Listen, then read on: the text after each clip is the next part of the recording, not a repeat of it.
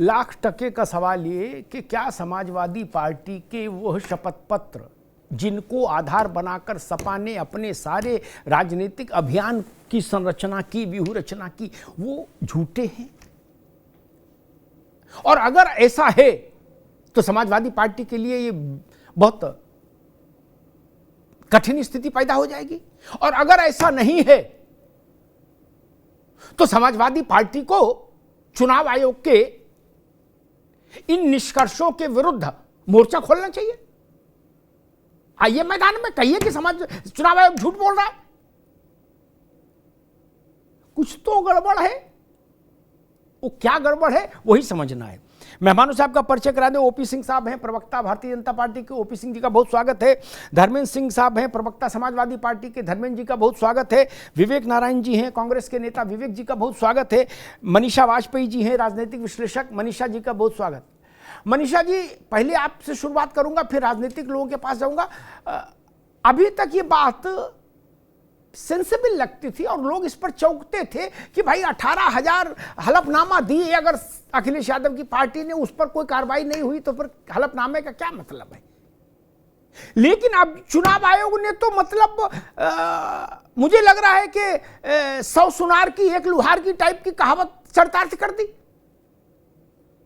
उन्होंने कहा कि भाई जो हलफनामे दिए गए, एक तो स्कैन्ड कॉपी है, ओरिजिनल फॉर्मेट में नहीं आया हलफनामा। दूसरा, 2022 नवंबर में जिसके दस्तखत दिखाए जा रहे हैं वो 2011 में मर गया, ऐसे हलफनामे भी आ गए। और तीसरी बात वो कह रहे हैं कि हमने इनमें हलफनामा वाले बहुत सारे लोगों को बुला के पूछा कि हलफनामा तुम्हारा है। उन्होंने कहा हमने तो जिंदगी में कभी हलफनामा दिया ही नहीं। ये तो मामला बड़ा गंभीर हो गया। मनीषा जी, अगर ये हलफनामा असत्य साबित हो गए, क्योंकि चुनाव आयोग ये भी कह रहा है, साथ में ये भी लिख रहा है कि गलत साक्ष्य देना जानबूझकर अपराध की श्रेणी में आता है, मामला गंभीर होता दिख रहा है। मनीषा वाजपेयी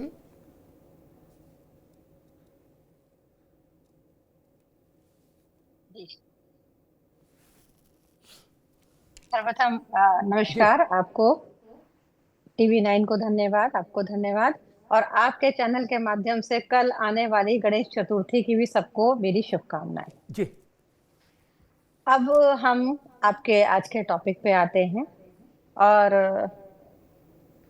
कहना ये चाहती हूँ कि आदिकाल से ही जो है राजनीति, भारतीय राजनीति में एक प्रेस कहा जाता है कि राजनीति में ये नीति निर्धारक होते हैं 4 स्तंभ: साम, दाम, दंड, भेद। अखिलेश यादव जी ने एक अध्याय इसमें और जोड़ दिया है, वो है साम, दाम, दंड, भेद और फेक।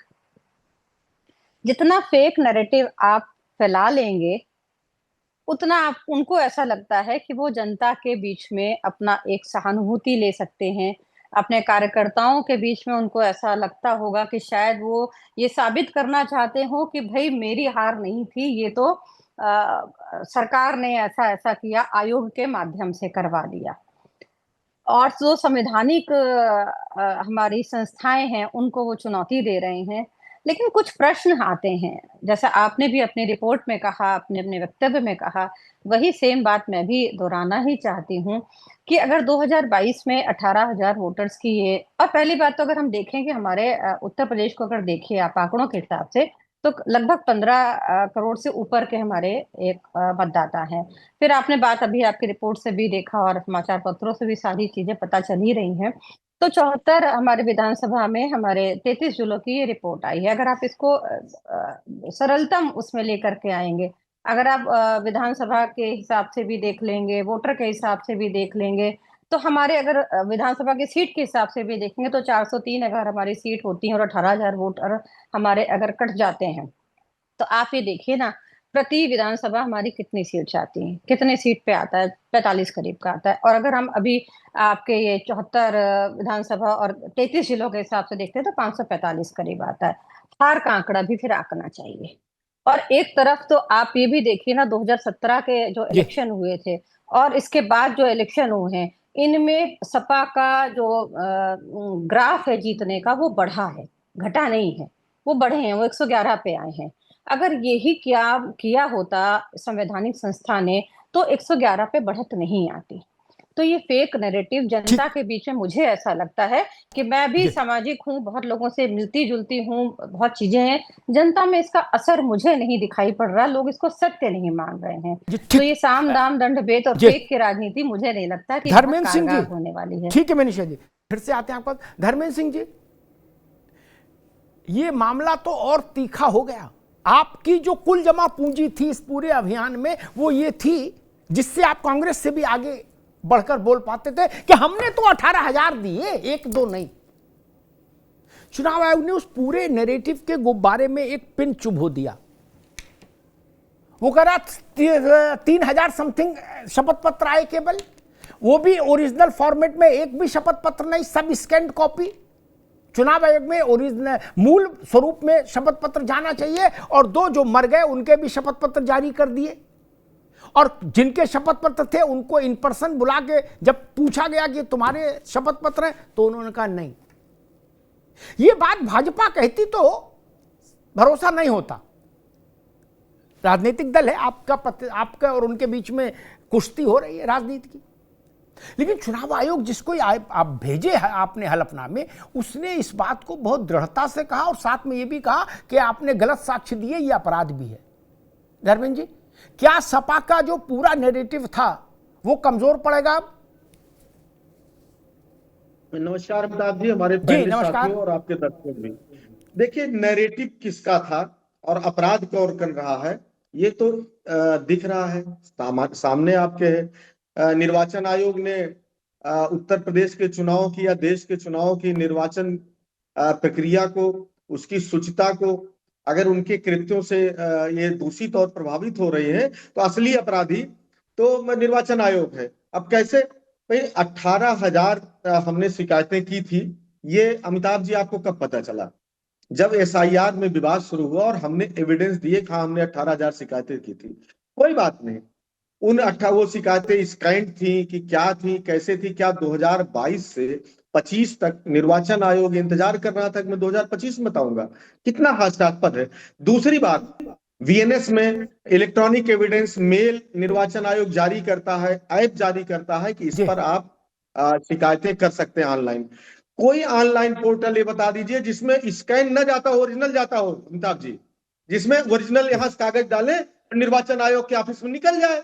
जी हद हो गई। अरे हमने आपको शिकायत किया, आप हमसे चिट्ठी, धर्मेंद्र उसके बाद जी, इसमें हद नहीं हुई। एक मिनट 30 सेकंड, ओनली 30 सेकंड, फिर भी बात की हद नहीं हुई। शिकायत ऑनलाइन ही जाएगी, कोई दिक्कत नहीं। लेकिन अगर शपथ पत्र डालोगे, जैसे बूथ नंबर फलाने में ईवीएम खराब, ऑनलाइन जाएगी शिकायत। ठीक, गुड्डू ने पप्पू को मार दिया, घुसने नहीं दिया बूथ के अंदर, चुनाव आयोग दखल दे, ऑनलाइन जाएगा। है गुड्डू समोसे बांट रहे हैं अंदर, एजेंट्स को प्रभावित कर रहे हैं, ऑनलाइन जाएगा। लेकिन जब आप ये आरोप लगाओगे गंभीर किस्म का, जिनमें हलफनामा मान्य है, तो हलफनामा स्पीड पोस्ट से ही जाएगा, ये बात समझ लो, या इन पर्सन जाके दे के आओ। स्कैन कॉपी नहीं चलेगी, ये समझ लो ना महाराज। आप बताओ। इन पर्सन अमिताभ जी, वही मैं कह रहा हूं, मेरी बात नहीं आई आप पूरी। हमने कहा, हमसे आयोग ने मांगा कि इस फॉर्मेट में आप दीजिए। हमने आयोग को बाकायदा मेल किया ये फॉर्मेट में, और बाकायदा उसका एक वो बना करके लिफाफा उनको बाई हैंड रिसीव कराया। और ये 27 अक्टूबर की शिकायतें हैं, एक नहीं मेल है, सबका अलग अलग, जिस तरह उन्होंने चाहा उस तरह हमने दिया, उस फॉर्मेट दिया। अगर वो स्कैंड ही कॉपी थी, वो फेक थी। हमारी समाजवादी पार्टी ने 35 जनपदों के 74 विधानसभाओं की शिकायतें की, और 52 विधानसभाओं के रिजल्ट ऐसे थे अमिताभ जी जो 5,000 या उससे कम से चुनाव का रिजल्ट हार या जीत हुई। निर्वाचन आयोग 3 साल तक क्या करता रहा, इसका जवाब उसने दिया। और यदि 3 साल बाद केवल 5 विधानसभाओं की जांच करके गलत या सही जो भी लाते हैं, वो भी अभी उसके पेपर्स में, वो जो कह रहे हैं कि वो मरे हुए थे पहले, हम तो इनसे चाहते हैं कि उसके पेपर हमें उपलब्ध कराएंगे, हम उसकी जांच कराएंगे, उसको लेकर सुप्रीम कोर्ट जाएंगे, निर्वाचन आयोग को नंगा करेंगे जिस तरह से। ठीक है धर्मेंद्र जी, ठीक कर रखा। ठीक है। मैं आपको एक बात याद कराता हूँ जी, ये एक मिनट दोबारा आएंगे बस जी, 5 सेकंड। जी जी जी जी 5 सेकंड सर। आपको याद होगा अमिताभ जी, बहुत हमको बड़ा अच्छा लगा था उस दिन, आप एक बार महाकुंभ में हुई मौतों पर एक डिबेट रखा था, जिसमें एक किसी चैनल ने नाम नहीं लेना चाहता हूं, दूसरे चैनल का यहाँ पर नाम, उसने एक रिपोर्ट तैयार की थी जिसमें मौत के आंकड़े को अलग, जो सरकार के आंकड़े थे उससे अलग बताया था और विद एविडेंस एक रिपोर्ट की थी। आपने उस पर एक शो किया था और कहा था कि अगर सरकार सही है तो चैलेंज लेता हूं इस शो के माध्यम से एफआईआर करा करके आएगी, और यदि एफआईआर नहीं कराती है तो सरकार का दावा ठीक है, झूठा और ठीक फेक और फर्जी है। आज तक बताइए क्या एफआईआर सरकार ठीक ने है धर्मेंद्र जी, कराया? आप रुकना होगा, आप रुकना होगा। विवेक नारायण जी के पास चलता हूं। धर्मेंद्र जी ने कहा कि हम सुप्रीम कोर्ट तक जाएंगे, मैं तो कहता हूं अंतर्राष्ट्रीय न्यायालय तक जाओ, लेकिन वो कह रहे कि हम चुनाव आयोग को नंगा करेंगे। मैं बहुत विनम्रता से कहूंगा, अब मामला 50-50 हो गया है। विवेक जी आ रहा हूं आपके पास, आप उनको नंगा करोगे और वो भी अगर एक आदमी को भी उन्होंने प्रमाणित कर दिया कि ये गुड्डू के नाम से हलफनामा है, 18 नवंबर को दस्तखत है 2022 में, और गुड्डू की मृत्यु का सर्टिफिकेट ये है 2016 में गुड्डू ऊपर निकल गए, तो आपके पास कपड़े कहां बचेंगे? कपड़े तो आपके भी उतर जाएंगे, फिर कपड़े नहीं बचेंगे। ये विकट युद्ध हो रहा है, ये दिगंबर अवस्था का युद्ध है। अब जान लीजिए, अब सवस्त्र युद्ध नहीं होगा, ये निर्वस्त्र युद्ध की ओर जा रहा है मामला। ऐसा तो महाभारत में भी नहीं हुआ, वहां भी बस सवस्त्र युद्ध हुआ, लेकिन यहां तो मामला उनने 4 लोगों को भी पेश कर दिया कि ये 4 लोग हैं, गुड्डू, पप्पू, छुन्नू, मुकेश, जिन्होंने कहा कि हमारे दस्तखत नहीं इस पे, तो भी आपके लिए मुश्किल हो जाएगी। कहां मुंह छुपाओगे फिर? वो कहां कह रहे कि 18,000 नहीं, वो कह रहे नहीं 33 जिलों के 74 विधानसभा के आए, लेकिन शिकायत ऑनलाइन आ सकती है, शपथ पत्र ऑनलाइन नहीं आएगा। शपथ पत्र आयोग को मूल स्वरूप में चाहिए, यानी 10 रुपया वाला नोटरी वाला पन्ना एज इट इज हरा, उसके ऊपर जो चिप बना है वो वैसे दाखिल होगा। और हम तो कह रहे इस प्रक्रिया में हम जा ही नहीं रहे, चलो कैसे भी दाखिल कर दिया। उनने 2 बातें और कही विवेक जी, वो ज्यादा महत्वपूर्ण है ना, कि जो मर गया उसके मरने के कई वर्ष बाद वो दस्तखत कैसे कर रहा है, एक, और जिनके दस्तखत हैं कि हम शपथ के साथ कहते हैं, वो आदमी कह रहे भाई हमने तो शपथ पत्र दिया नहीं, ये मेरे दस्तखत किसने कर दिए? इससे तो केवल अखिलेश जी का नहीं, पूरे इंडिया ब्लॉक का जो नैरेटिव है, जो युद्ध है, वो घुटनों पे नहीं आ जाएगा विवेक जी, क्योंकि गंभीर आरोप है। विवेक नारायण जी जी, बात तो बहुत गंभीर है, आपकी बिल्कुल बात 100% सही है, क्योंकि मामला चुनाव आयोग से संबंधित है और चुनाव आयोग लोकतंत्र का एक बहुत अहम पिलर है जी। पूरी लोकतंत्र की बुनियाद हमारी चुनाव आयोग पे निर्भर है, तो चुनाव आयोग से जुड़ा होने के पीछे ये मुद्दा बहुत ही गंभीर हो जाता है। लेकिन अमिताभ जी, एक बहुत बड़ी, एक मामूली सी मैं बात कर रहा हूँ, तथ्यात्मक बातें बहुत हो गई हैं कि 2022 में ये नामे की बात हुई, अखिलेश जी ने उसको कहा। 3 साल के बाद जब दोबारा अगर अखिलेश जी इसका जिक्र करते तो शायद चुनाव आयोग अभी भी बैठा रहता। देखिए आप जरा कार्यप्रणाली, हालांकि अभी कई सालों से चुनाव आयोग पे सवालिया निशान बहुत लग रहे हैं। एसआईआर की बात भी अगर आप हुई है, एसआईआर को लेके जिस तरीके से प्रेस कॉन्फ्रेंस हुई, तो इसमें तो चुनाव आयोग कटघरे के घेरे में आ गए। देखिए एसआईआर को लेके अगर आप देखें, इस हलफनामे के मुद्दे पे मैं आऊंगा, आप देखिए चुनाव आयोग की भूमिका देखिए। एसआईआर की जिसकी दुहाई ज्ञानेश कुमार जी ने 17 तारीख को दी। विवेक जी, एसआईआर का मसला आज नहीं है, आज तो मसला है हलफनामा झूठा है, ये मसला है। एसआईआर पे बात नहीं जाओ, एसआईआर मतलब आप फरियाली है, बिहार में फरियाली है, अब वहां कुछ बचा नहीं एसआईआर में। भैया एक मिनट रुको, फिर बोलना आप, एक मिनट रुको, मैं आपसे निवेदन ये कर रहा हूं, एक मिनट रुक जाओ। एसआईआर का मुद्दा खत्म हो गया, बिहार में फरियाल लिया गया, अब उसमें जूस नहीं बचा। जी अब बताओ। साहब जी, मैं एसआईआर जी। के जिक्र इसलिए कर रहा हूँ जी। कि चुनाव आयोग ने, ज्ञानेश कुमार ने जिस एसआईआर की बात करी, और 2003 में जब हुआ था, 2003 में, तब उसमें 8 महीने लगे थे, और कितना कम समय दिया गया है। और ठीक जिन राज्यों में चुनाव थे वहां एसआईआर नहीं कर गया था। बिहार में चुनाव लबे दम थे, वहां एसआईआर कराया। तो आज चुनाव आयोग की विस्मिता ठीक। संदिग्ध है। ठीक है। अखिलेश जी ने कहा, लेकिन आज अखिलेश जी ना ये कहते कि हरा हमने दिए, तो चुनाव आयोग 3 साल में क्या कर रहा था? चुनाव आयोग ने संज्ञान में क्यों नहीं लिया? क्यों जांचें पूरी नहीं करा?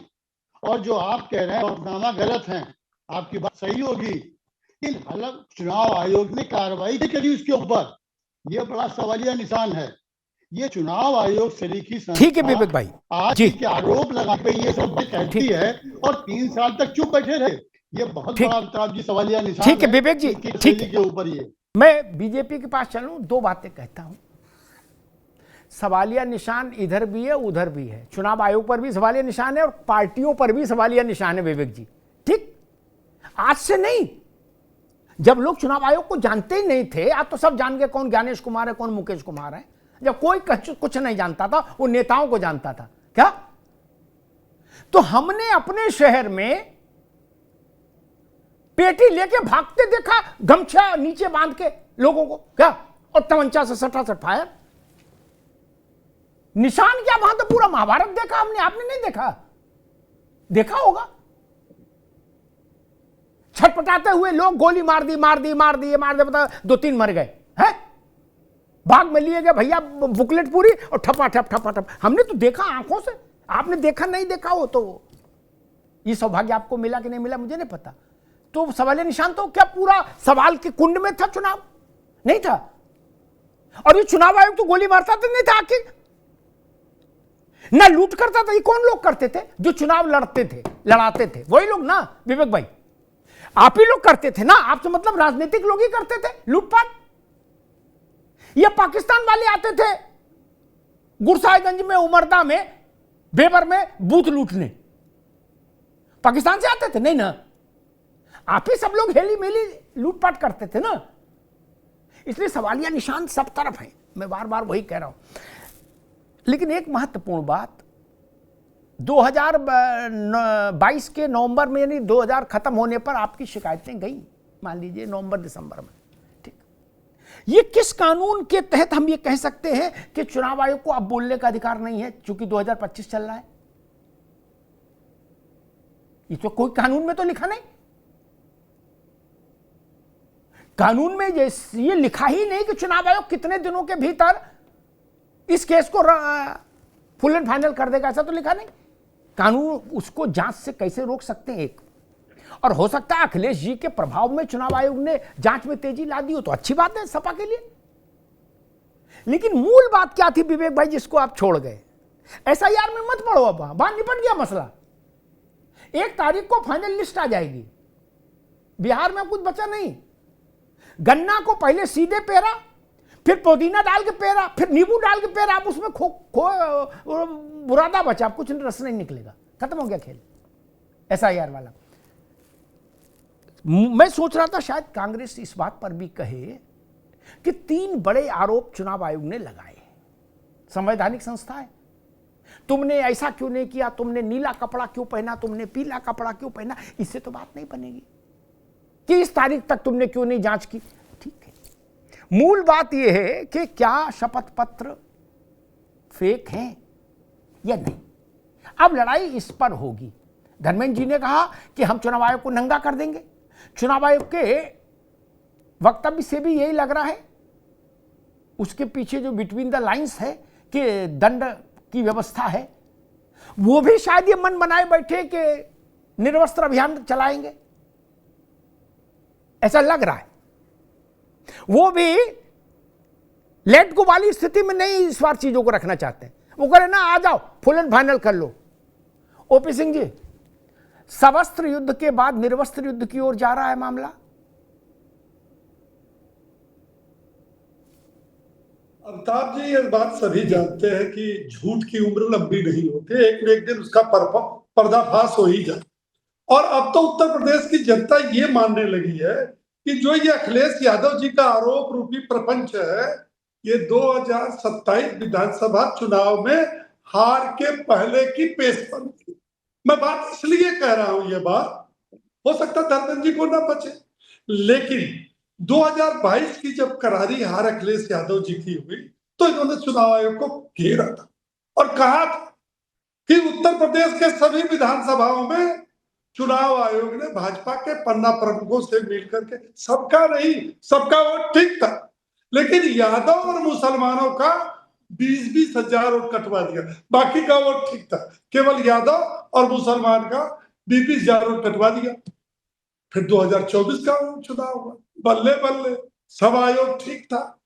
फिर आपने जो है आरोप लगा, मेरा यह कहना है कि धर्मेंद्र जी 2012 से 17 आपकी सरकार, डीएम भी आपका था, ईवीएम भी आपके कब्जे में था, आप जिला पंचायत का चुनाव हारे, नगर निकाय में जो है आपकी जल्दी जो है उसमें बोनी नहीं हुई, विधानसभा का चुनाव हारे, लोकसभा का चुनाव हारे, और जो आपने 33 जनपदों के 74 विधानसभाओं का दिया है, मैं उसमें खोज रहा था कि उसमें कहीं कन्नौज, बदायूं, रामपुर, इटावा, ये सब तो मैनपुरी भी तो होना चाहिए, वहां वोट की गड़बड़ी हुई कि नहीं। ये लड़ाई तो चुनाव आयोग और सपा की है, लेकिन 5 जिलाधिकारियों ने वो सीधे सीधे चुनाव आयोग को अपनी रिपोर्ट दे दिया कि माननीय अखिलेश यादव द्वारा जो ये आरोप लगाया गया है ये फर्जी है और प्रमाण सहित दिया है, प्रमाण सहित। और ये जो कांग्रेस के नेता बैठे, ये तो बड़े छोटे मियां बड़े मियां सुभान अल्लाह, आजकल बिहार में अखिलेश यादव जी, अरे राहुल जी नारा लगवा रहे हैं, मोदी बोलो वोट चोर है, और उन्होंने बड़ी हास्यास्पद बात कर दी कि वोट चोर गद्दी छोड़ो। और ये बात किसने कही? 60,000 बच्चों ने आके उनके कान में कहा। अगर 60,000 बच्चे 30 सेकंड में भी बोलेंगे तो कई दिन कई महीने लग जाए। और दूसरी बात कि ये जनता में अब जाकर के ये लोग दोनों जागरूक हुए कि देखो भारतीय जनता पार्टी को तो जनता लगातार केंद्र और प्रदेश में सरकार बना रही है, तो ये तो हमारी असफलता मानी जाएगी, क्यों ना हम अब ईवीएम का जान छोड़ दें, अब आयोग पर ठीकरा फोड़ दें। और जनता में ये नैरेटिव गढ़ने की कोशिश कर रहा है कि देखो भाई, लोकसभा में जो हम हारे 14 में, 19 में, 24 में हम नहीं हारे, कांग्रेस पार्टी नहीं हारी, चुनाव आयोग ने हरवा दिया। और अखिलेश यादव कह रहे हैं कि अब 17-22 में नहीं हारे, ये चुनाव आयोग ने और ईवीएम ने हरवा दिया, देखो 24 में सब मामला ठीक था। आप जब ये बात कह रहे हैं तो आखिर प्रदेश और देश की जनता पढ़ी लिखी वो मूर्ख तो है।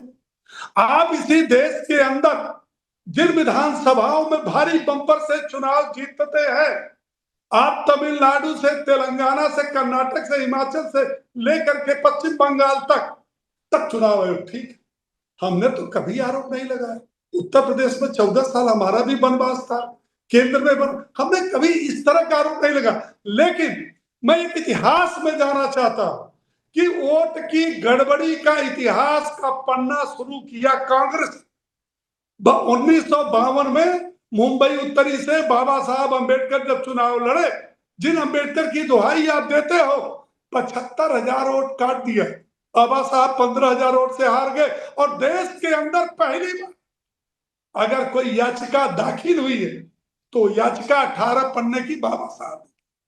इंदिरा गांधी को 75वें प्रयागराज हाई कोर्ट ने इसलिए आपके चुनाव को खारिज कर दिया कि चुनावी प्रक्रिया में गड़बड़ी किया था।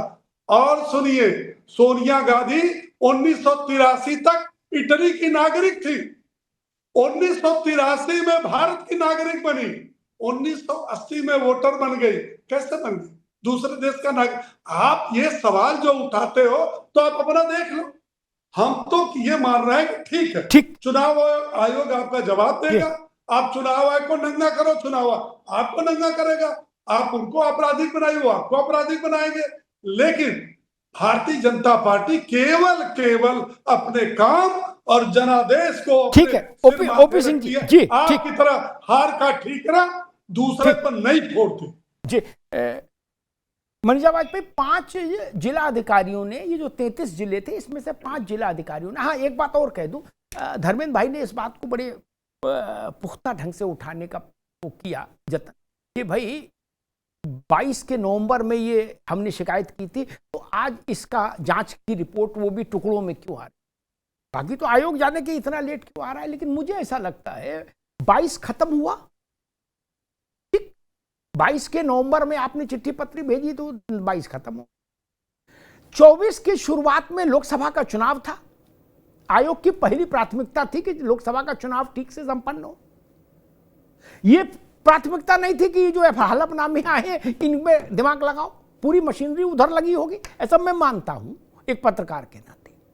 और जब 24 के चुनाव से निपटा आयोग तो उसने फिर इनके पिटीशन देखे और उसमें 5 पर फैसला सुना दिया, बाकी की जांच जारी है। 5 डिस्ट्रिक्ट मजिस्ट्रेट्स ने कहा कि समाजवादी पार्टी ने जो हमारे जिले में विधानसभा क्षेत्र में, जो पर्टिकुलर विधानसभा क्षेत्र में आरोप लगाए हैं वो असत्य है और उसके उन्होंने सबूत दे दिए। अब इसके बाद तो फिर मेरे ख्याल से सपा या तो इसके काउंटर में तर्क सबूत दे दे, और नहीं तो फिर जिला अधिकारी जो चुनाव अधिकारी भी होता है उसी का आंकड़ा अंतिम माना जाएगा। मनीषा जी। जी, बात बिल्कुल आप सही कह रहे हैं।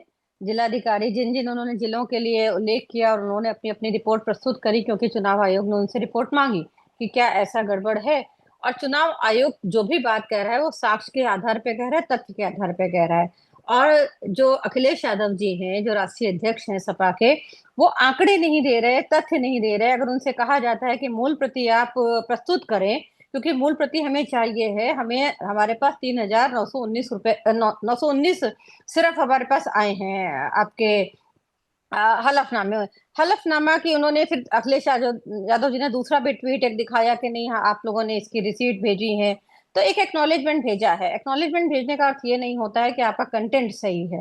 फिर आयोग ने जांच करने के लिए जिन जिलों का उल्लेख किया गया उनके जिलाधिकारी को रिपोर्ट मांगी। जब जांच की गई तो उसमें वही तथ्य आए जो तथ्य आपने अभी प्रस्तुत किए हैं कि या तो उनमें से कुछ लोग दिवंगत हो चुके हैं जो है नहीं, या शिफ्ट हो चुके हैं। अननेसेसरली आयोग ने किसी भी एक पर्टिकुलर ये सोच करके कि नहीं ये एक इस पार्टी का सदस्य है या इसका कार्यकर्ता है या इससे प्रभावित है, ये इसको वोट दे सकता है, तो उसको हम यहाँ से वोट देने का अधिकार से वंचित कर ले, ऐसा उनका उद्देश्य नहीं था। ऐसा इसलिए ये रिपोर्ट साक्ष्य के साथ प्रस्तुत की गई। इसके अलावा बात ये भी कहना चाहती हूँ कि जब हमारे अभी इलेक्शन लोकसभा के भी हो गए, 2022 के बाद 2024 भी हो गया, तो क्या आपने इन बिटवीन कुछ लोगों को देखा कि जिन लोगों ने कहा कि नहीं हम इलेक्शन में अभी दे नहीं पाए वोट, किसी भी कारण से हमारा नाम वोटर लिस्ट में नहीं था, लेकिन हम लोकसभा में देना चाहते हैं क्योंकि अधिकार तो वोट देने का ही था ना, उनका था, तो नहीं आया। अब क्यों आया? 3 साल तक ये लोग क्यों ऐसे जागे नहीं? क्या कारण थे जो एसआईआर आने के बाद ही ये लोग जाग रहे हैं और ये बात कह रहे हैं? तो मुझे सिंपल से एक लगता है कि 2027 का एक सहानुभूति का, एक फेक नैरेटिव बताने की या एक हार की ढाल बनाने की का ये एक प्रयास है, इसके अलावा कुछ नहीं है। इसके अलावा बहुत सारी चीजें होती हैं। आप अगर अपना पासपोर्ट भी बनवाने जाते हैं, अगर कोई एरर होती है, नाम में होती है, तो आप पूरी प्रक्रिया को दोबारा से करते हैं, दोबारा जांच होती है, तब आपका पासपोर्ट जारी होता है। उसका मतलब ये नहीं होता भारत सरकार आपको विदेश जाने से रोक रही है। हम लोग माध्यमिक शिक्षा बोर्ड के बच्चे रहे हैं, अगर नाम में गलती होती थी, पिता के नाम में गड़बड़ होता था, तो एक प्रक्रिया होती थी, उसके तहत हम लोग जो है आवेदन करते थे और वो एक निश्चित समय में पूरी होती थी। ऐसे ही आयोग में आपने कितना 18,000 लोगों ने कितना परसू किया, वो परसुएंस कब दिखाई पड़ी? 2024 के लोकसभा इलेक्शन में भी क्यों नहीं दिखाई पड़ी? ये अब क्यों दिखाई पड़ रही? ये एक क्वेश्चन है। ठीक, मैं तो कहता हूं कभी दिखाई पड़े, अगर कानून में प्रतिबंध नहीं तो भैया कभी शिकायत करो, कभी भी जांच हो जाए, लेकिन फिर आधा सच आधा झूठ वाले लाइन में मत खड़े हो कि हम कभी भी शिकायत कर सकते हैं, हमारी शिकायत मान्य होगी, लेकिन चुनाव आयोग जब हम टाइम टेबल बनाए उस वजह जांच नहीं करेगा तो हम खारिज कर देंगे। ये नहीं चलेगा। आपको शिकायत करने का अधिकार हासिल है। 1952 के चुनाव की आज शिकायत करो, चिट्ठी डालने से तो कोई रोक नहीं रहा, लेकिन वो जांच कब करेंगे उस पर आप प्रतिबंध नहीं लगा सकते ना समय सीमा तय कर सकते। धर्मेंद्र भाई आ रहे हैं। मूल प्रश्न ये, 5 जिलों की जांच पूरी हुई चुनाव आयोग के मुताबिक। 5 जिलों के इलेक्शन ऑफिसर्स यानी डिस्ट्रिक्ट मजिस्ट्रेट्स ने चुनाव आयोग को जो सूचना दी वो सार्वजनिक कर दी चुनाव आयोग ने। उन 5 जिलों के जिन विधानसभा क्षेत्रों में आपने आरोप लगाए थे उनको खारिज कर दिया ओपीसी धर्मेंद्र जी। अब इसके बाद या तो आप वो उनने जो खारिज किया उसके विरुद्ध आप साक्ष्य रख दो सामने जनता में, और नहीं रख पाए तो फिर उन्हीं जिलाधिकारियों की रिपोर्ट ही मान्य होगी। धर्मेंद्र जी।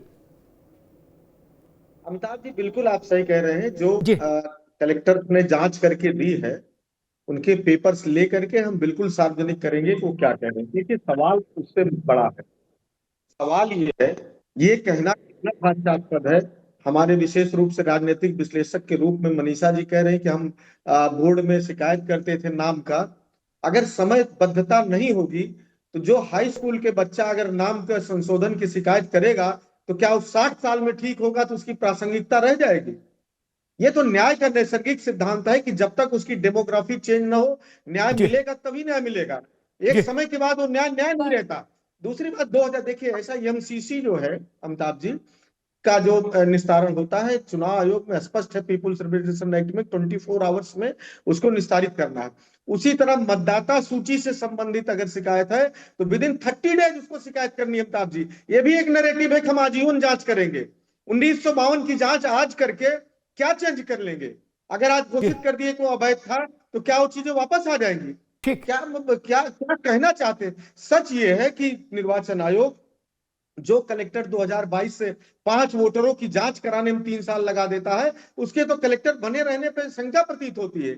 जब निर्वाचन आयोग इतना तेज काम कर रहा है 8 करोड़ वोटर्स का वेरिफिकेशन 1 महीने में कर सकता है तो 18,000 वोटरों के लिए कितना साल लगेगा साहब?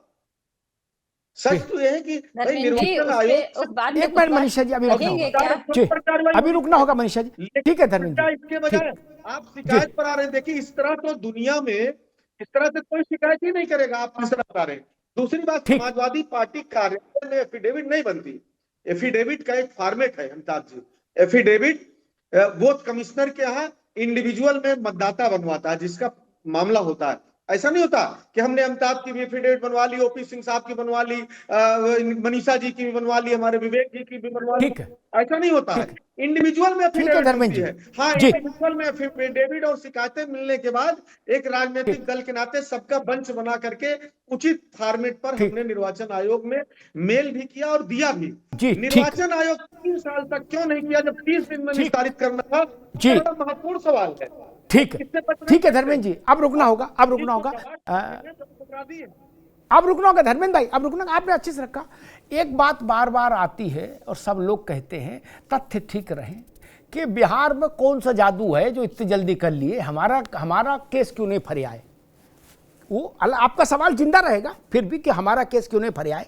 लेकिन मैं एक बात बता दूं, बिहार में ध्यान से नोट कर लीजिए, अभी तो रार बहस चलती रहेगी चुनाव तक 27 तक और या 29 तक, तो आप लोगों के काम आएगा। बिहार के विषय में नोट कर लीजिए विवेक जी आप भी, 1,60,000 BLA और 1.5 लाख BLO लगाए गए। कितने हुए? 15 दूनी 30, 3,10,000 3,10,000 लोग सड़क पर उतारे गए। ठीक है ना? इसलिए बोलने से पहले इस बात को भी समझो बिहार में कैसे हो रहा। अरे 3,10,000 लोग सड़क पर रहे। अरे कलेक्टर्स के पास गजब बात कर रहे हो। और ठीक है और दूसरी बात मैं तो एक कहता हूं विवेक जी, धर्मेंद्र जी अब आ नहीं रही आवाज, अब रुकना होगा। दूसरी एक मैं मोटी बात कहता हूं, किस फॉर्मेट में भेजे, कब भेजे, किसने जांच की नहीं की छोड़िए। मूल बात जिसका हलफनामा साइन है 22 नवंबर की तारीख में 2022 में या 20 नवंबर की तारीख पे और वो 2011 में मर गया तो उसमें तो कोई लॉजिक नहीं चलेगा ना। अब पूरे ब्रह्मांड के वकील एक साथ हो जाए फिर भी उसका क्या करोगे विवेक जी? चुनाव आयोग ने 3 बातें बड़ी बड़ी महत्वपूर्ण कही, वो तीनों यहां हमने रखी। या तो उन तीनों का खंडन आप ले आओ, आप कहो कि चुनाव आयोग एक भी ऐसा व्यक्ति साबित दिखा दे तो हम मान लेंगे, माफी मांग लेंगे, या तो ये बोल दो प्रेस करे ना, अन्यथा तो ये अनंत काल तक थेतरा ही चलेगी। विवेक नारायण जी, वही प्रश्न आपसे भी जी। निर्वाचन आयोग लेकर के आए ना सर, निर्वाचन आयोग विवेक जी सूची है, कहाँ जांच किया? जी ठीक है, लेकिन चुनाव आयोग इस देश की बहुत प्रमुख संस्था है जिसपे लोकतंत्र टिका हुआ है। आज विवेक नारायण ने कोई गलत बात अगर करी है, आयोग उसको गलत पाता है, तो आयोग उसको कार्रवाई करने में क्यों देर करता है? वो हमारे आरोप लगाने का क्यों इंतजार करता है? अमिताभ जी, ये सवाल आज किसी ने भी किया, किसी नागरिक ने किया, किसी पार्टी ने किया, एक वोटर भी कीमती होता है। तो आयोग क्या इंतजार करता रहा कि जब विवेक नारायण जी आरोप लगाएं या अखिलेश जी आरोप लगाएं तब हम जवाब दें? हमारी कोई जिम्मेदारी नहीं है। चुनाव आयोग की बहुत बड़ी जिम्मेदारी थी, और चुनाव आयोग देखिए, उनकी कार्यशैली तो देखिए बड़े विवादों के घेरे में है। आप बिहार की बात कर रहे हैं, बिहार में फिर मैं बात दोहरा रहा हूँ कि बिहार में बार बार जिक्र होता है सरकार की तरफ से भी और ईसी की तरफ से भी कि 2003 की दुहाई देते हैं। 2003 की दुहाई देने में एक मिनट रुकना होगा। बिहार पर मैं सुप्रीम कोर्ट ने क्या कहा उतना मान रहा हूं, इसी और सरकार पीछे छूट गई। सुप्रीम कोर्ट ने अभी 4 दिन पहले जो कहा, सारे विपक्ष दलों को लताड़ा है, सारे दलों को लताड़ा है कि गाल बजा रहे हो, सड़क पर उतर के काम नहीं करते हो। देखिए, नहीं सुना था आपने? नहीं कर रहे हो, नहीं सुना था सुप्रीम कोर्ट ने क्या कहा? नहीं 2003 के SIR में आधार कार्ड मान्य था, ये कह रहे हैं हम उसको मानेंगे जो उसमें वोटर है, तो अभी आधार कार्ड आप क्यों नहीं मान रहे हैं? ये कंट्राडिक्टी कई मान रहे हैं आप, तो फिर गलत जानकारी है। अरे इसीलिए तो मैंने कहा वहां दुकान बंद हो गई। मान रहे हैं, कैसे खत्म हो गया? वहां आधार एक्सेप्टेड हो रहा है, कहां समस्या आ रही है बिहार में? चुनाव आयोग ने स्पष्ट कर दिया, हर बूथ पर लिस्ट लगा दी, नोटिफिकेशन डाल दिया कि आधार लेके आओ, नाम जुड़वाओ। तो अब कहां समस्या रहेगी? बीएलओ नहीं चढ़ा रहे हैं, आपको मालूम है? अरे महाराज, आप तो गजब कर।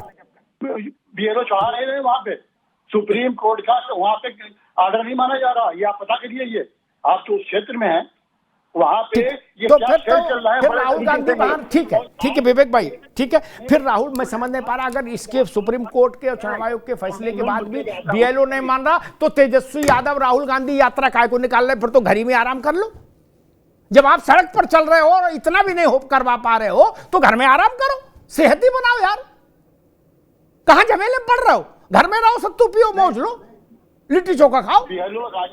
अरे बीएलओ नहीं, ठीक, विवेक जी अभी रुकना होगा, विवेक जी रुकना होगा। आप पार्टियों की हालत, अभी धर्मेंद्र जी अभी नहीं आएंगे, अब ओपी सिंह जी के पास आएंगे। आप पार्टियों की हालत क्या है ये मैंने नहीं कहा, सुप्रीम कोर्ट, अब धर्मेंद्र जी हाथ नीचे। सुप्रीम कोर्ट ने मालूम क्या कहा? उसने कहा 1,60,000 BLA कागज पर बनाए आप लोगों ने। मैं फर्जी शब्द का इस्तेमाल नहीं करूं, कागज पर आपने बनाए और सूचना दी कि हम सारे पार्टियों ने मिलकर 1,60,000 BLA उतार दिए, बूथ लेवल एजेंट, राइट? चुनाव आयोग ने कहा 1,60,000, मैं सुप्रीम कोर्ट के शब्द उद्धृत कर रहा हूं विवेक नारायण जी, हमेशा के लिए याद कर लीजिए, इन्वर्टेड कॉमा में उद्धृत कर रहा हूं। सुप्रीम कोर्ट ने कहा हम हैरान हैं, 1,60,000 BLA कागज, BLO नहीं BLA, या राजनीतिक दलों के प्रतिनिधि, 1,60,000 BLA दिखाए गए कागज पर। आप उंगली न उठाओ महाराज, आप सुप्रीम कोर्ट से बड़े हो यार, गजब कर रहे हो, तो रुक जाओ। 1,60,000 BLA कागज पर दिखाए सुप्रीम कोर्ट ने कहा, और 3 शिकायत दायर हुई। तब उसने कहा कि मैं राजनीतिक पार्टियों से हम कहेंगे बयान और आरोप लगाने और बयान देने के से बच के सड़क पर उतरिए और मतदाता की मदद करिए। ये तो सुप्रीम कोर्ट ने कहा। इसका मतलब आप लोग वहां केवल थेतराई हो रही थी, काम नहीं हो रहा था।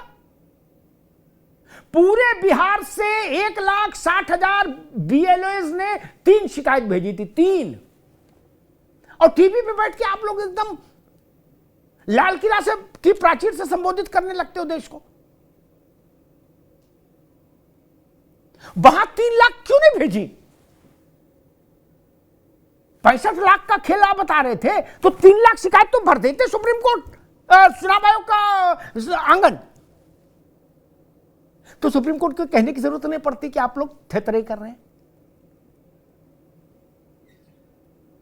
खैर, ओपी सिंह जी, विषय वही, समाजवादी पार्टी कह रही है कि हमने शिकायत 22 में की थी, 25 के अंतिम चरण में जब 25 आ गया तो उसकी जांच, और वो भी अभी तक केवल 5 जिलों में हो पाई। क्या चुनाव आयोग किसी एजेंडे के तहत काम कर रहा है? ऐसा समाजवादी पार्टी का आरोप है।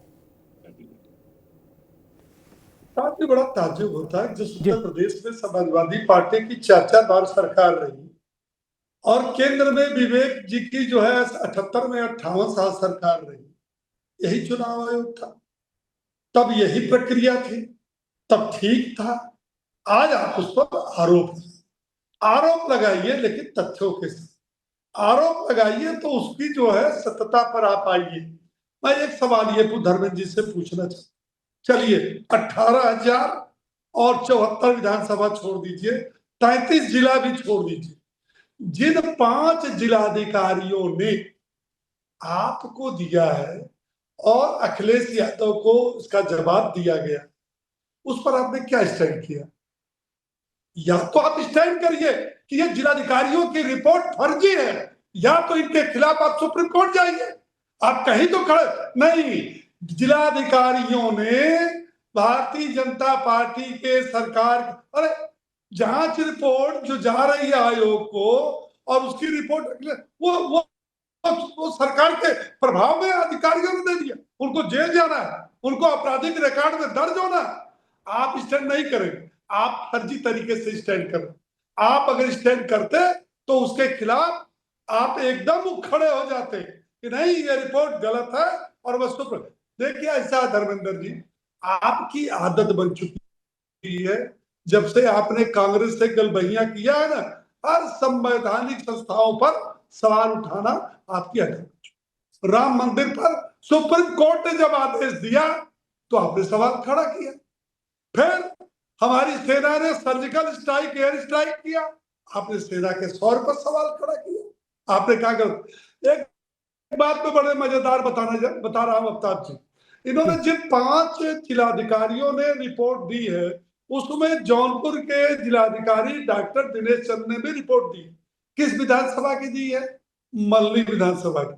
कितने वोटरों की शपथ पत्र का दिया है? 438 का। चेले चपाटों ने पहुंचा दिया, लाओ भाई लाओ, लाओ हर जिला से खोज के लाओ, चाहे जैसा भी लाओ, अर्जी फर्जी किसी तरह से लाओ, हमें तो रिकॉर्ड दिखाना।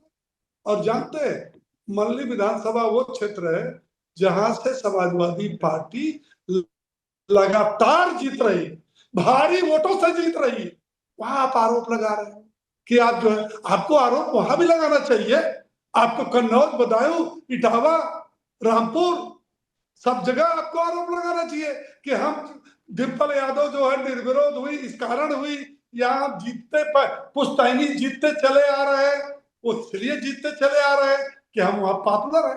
आपको वहां भी लगाना चाहिए जहां से जीते, कि जीतने के बावजूद क्योंकि आप 2022 में मुझे याद नहीं कितनी विधानसभा सीटें आपको मिली है, एग्जैक्ट मुझे याद नहीं, लेकिन आपने आरोप लगाया कि 20-20 हजार यादव और मुसलमानों को वोट काट दिया गया।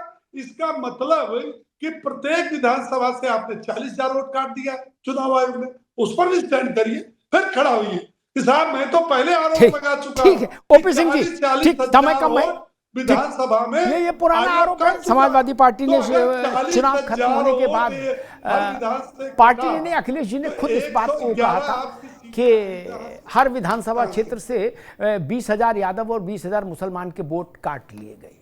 तब भी मैंने कहा था कि ऐसा संभव नहीं है, ये आरोप बहुत अगंभीर किस्म का आरोप है। वोट कट सकता है, लेकिन यादव का वोट कट गया और मुसलमान का कट गया, ये तो फिर थोड़ा ज्यादा हो जाता है ना। मूल प्रश्न क्या है? 5 की रिपोर्ट आ गई, या तो रिपोर्ट को स्वीकार करिए, 5 जिलों की रिपोर्ट, या उस रिपोर्ट के विरुद्ध सुप्रीम कोर्ट जाइए और उन जिलाधिकारियों को जेल भिजवाइए। उसके ऊपर जिलाधिकारी की रिपोर्ट के ऊपर ये टाइप करवा देना कि ये सब गोलमोल जवाब है, हम इससे संतुष्ट नहीं होते, ये सब भाजपा का किया धरा है, इससे तो बात नहीं बनेगी। मान लीजिए दिन में 6 दफे भी कहो, तब भी कोई लॉजिकल हल नहीं निकलेगा। या तो आपको स्वीकार करनी होगी रिपोर्ट, या उसके विरुद्ध सुप्रीम कोर्ट जाके फैसला करा लीजिए। और कोई तीसरा रास्ता तो नहीं ना। नान्यः पंथः अयनाय, यहां कोई दूसरा रास्ता नहीं, इतनी सी तो बात है। 2022 में गड़बड़ हुई, समाजवादी पार्टी कह रही है। 24 में उसने गड़बड़ी का कोई आरोप नहीं लगाया। 24 का छोटा चुनाव था क्या? नहीं ना। 22 में जो लोग घपला घोटाला कर रहे थे वो 24 में संत हो गए। 24 में अच्छा रहा। विवेक जी की पार्टी का मैं आंकड़ा देख रहा था, जब से नरेंद्र मोदी का केंद्र की राजनीति में अभ्युदय हुआ, तब से कांग्रेस के कांग्रेस के वोट परसेंटेज में लगातार गिरावट आई। 10-12 साल वो ऐसे थपे रहे, हिचकोले खाती रही, पार्टी नीचे जाती रही। लेकिन 2024 में उसका वोट परसेंटेज बढ़ा। जब आप आरोप लगा रहे हो कि सब गड़बड़ वाला चुनाव था, तब आपका वोट बढ़ गया, आपकी सीटें बढ़ गई। वरना आप तो अंडर 50 वाले जोन में थे, आप 100 के लपेटे में आ गए, डबल हो गया महाराज। तो कोई मुझसे कह रहा था कि अगर किसी के पास जादू लगी गया वोटर लिस्ट सेट करने का, भाजपा के पास, तो उसने ये जादू बंगाल में, तमिलनाडु में, केरल में क्यों नहीं अपनाया? आंध्रा में, वहां भी अपना लेते। वहां काय को बार बार हारने के लिए चुनाव लड़ रहे हो? बुनियादी प्रश्न, चुनाव आयोग राज्यों में, चुनाव आयोग का जो सेटअप है, जिसको हम मुख्य चुनाव अधिकारी बोलते हैं, उसकी स्थिति क्या है? बंगाल में स्टेट इलेक्शन ऑफिस जो है विवेक जी, वो राज्य सरकार के गृह मंत्रालय के अधीन है। पता है आपको वहां कितना निष्पक्ष काम हो रहा होगा? आपने कभी मांग की कि नहीं उसको राज्य सरकार के पंजे से बाहर निकालो? नहीं मांग की। क्यों नहीं की? करना चाहिए ना, आप तो लोकतंत्रवादी लोग हो। फिर कहूंगा, चुनाव आयोग ने समाजवादी पार्टी पर बड़े आरोप लगाए हैं। समाजवादी पार्टी को इन आरोपों पर एक दृढ़ प्रतिक्रिया देनी चाहिए, और अगर उसको लगता है कि चुनाव आयोग झूठ बोल रहा है तो सुप्रीम कोर्ट जाना चाहिए।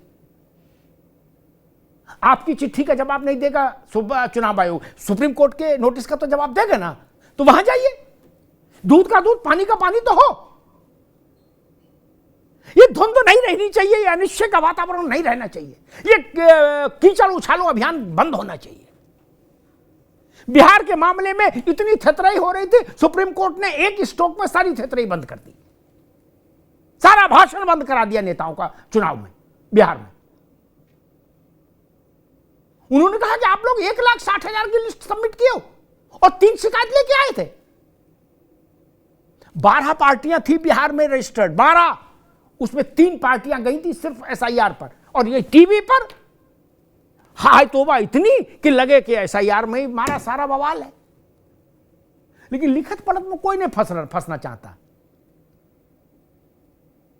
इसीलिए शायद सुप्रीम कोर्ट को कहना पड़ा कि राजनीतिक दलों को आरोप लगाने की बजाय जमीन पर काम करना चाहिए। विवेक जी, बहुत कड़ी टिप्पणी है कि राजनीतिक दलों को आरोप लगाने की बजाय जमीन पर काम करना चाहिए। इसका मतलब एपेक्स कोर्ट ने यह पाया कि बिहार में राजनीतिक दल जमीन पर काम नहीं कर रहे थे।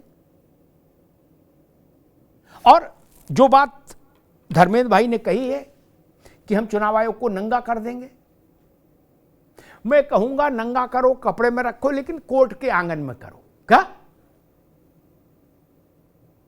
थेतराई से काम नहीं चलेगा। सुप्रीम कोर्ट का आंगन है, वहां जाइए, आप अपनी बात कहिए, आयोग अपनी बात कहेगा, जो निर्णय आएगा वो देश की जनता के सिर माथे होगा। इसमें काहे की लड़ाई? लेकिन जाना होगा। ये एक्स हैंडल से फैसला नहीं होगा, न फेसबुक से होगा। धन्यवाद।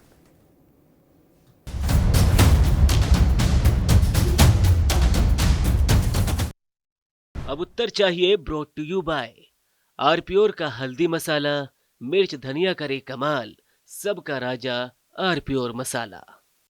मेरे पास है आरप्योर पाव भाजी का मसाला, आरप्योर पाव भाजी मसाला, पाव भाजी को टेस्टी बना डाला, सबका राजा आरप्योर मसाला।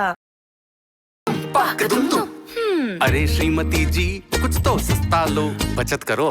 नहीं श्रीमान जी, सब बढ़िया लो, रहने दीजिए। इसमें क्या खास बात है? थोड़े में ज्यादा स्वाद, यही तो है इसकी खास बात। वाओ मामा, क्या स्वाद है। अरे मेरे राजा, सबका राजा आरप्योर मसाला। दादी के हाथों का जादू और खुशबू से महकता घर, माँ की मुस्कुराहट और खाने की सुगंध। MDH गरम मसाला, क्योंकि हर रिश्ता है स्वाद से जुड़ा। थोड़े में ज्यादा स्वाद, यही तो है इसकी खास बात। वाओ मामा, क्या स्वाद है। अरे मेरे राजा, सबका राजा आरप्योर मसाला। अब छोलिया हो या लोबिया, सफेद चने या काले चने, सब कुछ मजेदार बने।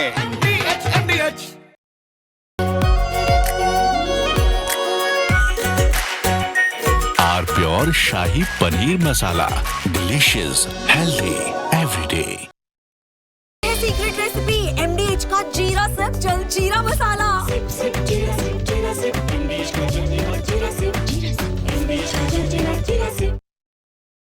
तो सस्ता लो, सब बढ़िया लो, इसमें क्या खास बात है? थोड़े में ज्यादा स्वाद, यही तो है इसकी खास बात।